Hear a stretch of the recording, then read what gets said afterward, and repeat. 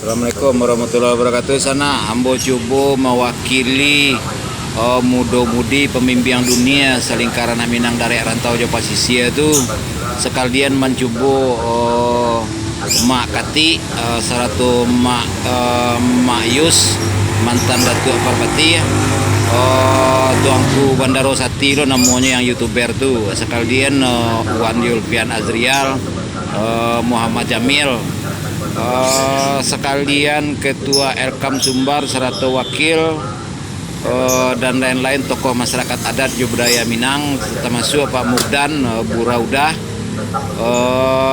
bermuzakarah, bermusyawarah, berdialog, bertatap muka langsung minimal 6 hari membicarakan pengetahuan pemahaman ABS-SBK secara sejarah, hukum, maknawi, tersurat, tersirat bahasa leluhur Minang. Terima kasih. Tolong dibagikan video ya sana. Assalamualaikum warahmatullahi wabarakatuh.